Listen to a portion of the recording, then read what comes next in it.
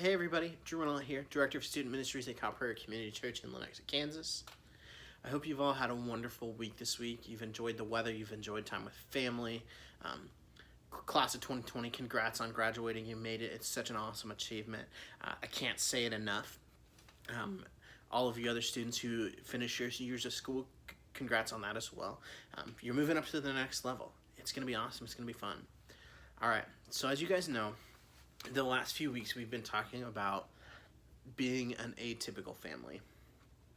Week one, we talked about how God uses atypical families. We talked about how it's a thing, just because your family's different doesn't mean God's not going to use you. In fact, every family is different. Let's be real, if you're a perfect family, I'm a little suspicious. But let's be honest here. God's going to use you. It's what he does. Week two, we talked about how atypical families pray for one another. When they need help, when they are down, they take some time and they just pray for one another. They try to help each other through situations and through things, through prayer, because they care. The third week, we talked about how atypical families have tough conversations. Having a hard conversation, well, it's exactly that. It's hard. But the fact of it is an atypical family, when they need to have that tough conversation, they don't let us stew, they don't let us sit there, they just have the conversation. They talk about it. They talk things through and they work things out. Because as an atypical family, that's what they want to do. This week, we're going to finish our series, Atypical, as we're going to talk about how atypical families forgive one another. You know, the last few weeks we've talked about some stories. We talked about Adam and Eve, Abraham and Lot, and Jacob and Esau. Some of these families that are extreme when it comes to a lot of these things, what they've done to each other.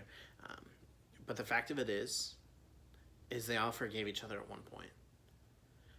And let's be honest, those stories may be extreme, but in some way we can all relate in the idea that we need to forgive somebody, even family members.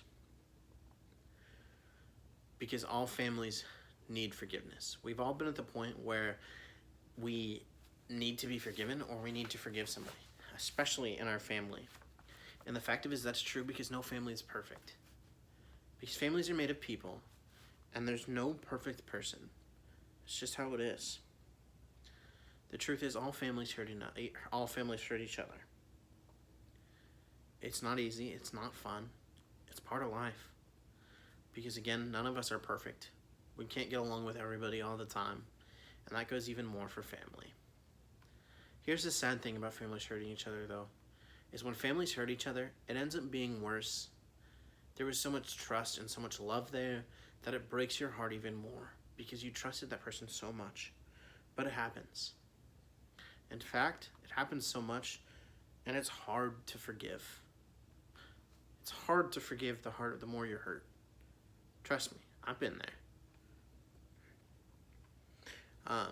Atypical families though, when they come together though, when they go through that, they work through it, they forgive each other. And they do that because they realize that the relationship they have with their families is way more important. There's just nothing like being able to talk to your brother, your sister, having your parents around. It's something special that you can't have with most other people. So as I said before, the last few weeks we've talked about a bunch of different stories in Genesis. We talked about Adam and Eve, Cain and Abel. We talked about Abraham and Lot. We talked about Jacob and Esau, all different families. This week we're going to look at another story in Genesis, let's be honest, in the same family line. Same family. This is all the same family. We're going to keep talking about it. And that is we're going to talk about Joseph and his brothers. We're going to talk about how Joseph was his dad's favorite and his brothers hated that. We talk about how they took some time and they sold him into slavery. Faked his death so his father wouldn't search for him. We're going to talk about how then Joseph ended up becoming Pharaoh, or working for Pharaoh, not Pharaoh himself. Ended up becoming very powerful. We're going to talk about how Joseph, his brothers ended up coming to Egypt at one point because of a famine.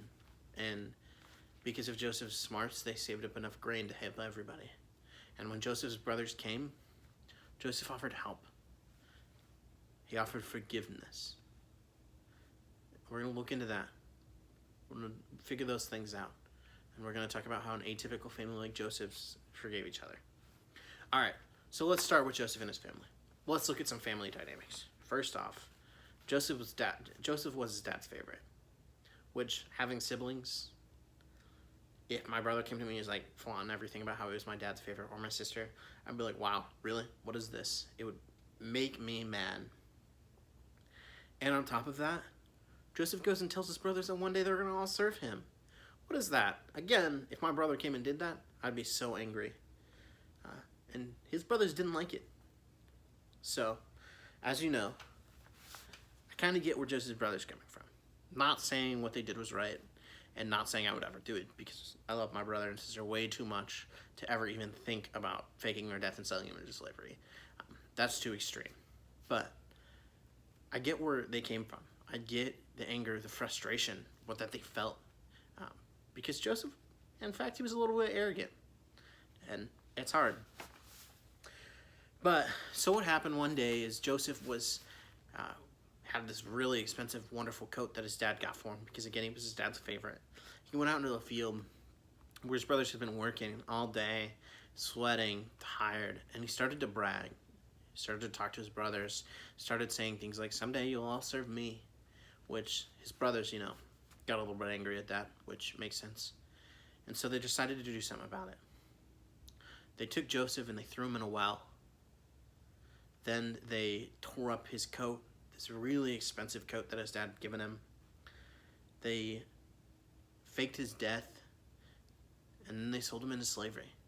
And then they took it back to his fathers and said, sorry, Dad, Joseph is dead. He was attacked. We just found his coat. It's a sad story. But as the story goes on, Joseph ends up in Egypt. He ends up, again, becoming a very good friend of the Pharaoh. Helps save the nation of Egypt from famine. It's a really good story. I recommend checking it out. The story is in the readings below. I take some time to read it, because the story of Joseph is a truly amazing one. But now let's get back to it. After a while, this famine is setting in. So Joseph's brothers and his families are struggling. His dad. But they hear of Egypt. They hear that they have food. They have stuff they are giving out to people to help them make it through the famine. So Joseph's dad and his brothers go to Egypt. His brothers go first, actually. Go to Egypt to see if they can get help, see if they can get some food. And when they get there, they're fearful, because they see Joseph. And they think, oh no, we sold our brother into slavery. This is our fault. He's going to hate us. We're not going to do it. But instead, what Joseph did was he forgave them. And he invited his whole family to come to Egypt, to live there as one together. Brought his dad saw Joseph. And even then, his father passed away, and his brothers were scared again, because they were worried that Joseph would do something now that their father was gone. But truth is, he still forgave them. He kept that forgiveness, which is truly amazing. As you can see, Joseph's family is really an atypical one. It's a family that is different than most. I don't know how many families out there sell their brothers into slavery or any of that. I can't speak to that. But the truth is, it was an atypical family. And God ended up using that struggle and that sacrifice that Joseph made so that they could end up saving his brothers and his family's life in the future. Didn't know it at the point in time. His brothers certainly had no idea. But it all began with forgiveness. Because Joseph was willing to forgive his brothers. Their family grew, and their family flourished, and their family came back together. And God used their family for so many amazing things. As you continue to go down this line, this family line, there's so many more amazing stories that happen. So, coming from me, if there's somebody in your family that you just feel like, hey, I need to forgive, or I need forgiveness from them, ask for it or give it. Because in the long run, it'll truly be worth it. Because family is special. And when your family comes together and worships God as one, you can do some pretty amazing things. I hope you all have a wonderful week. Again, congrats, class of 2020. You made it. So proud. Have a good week. Blessings.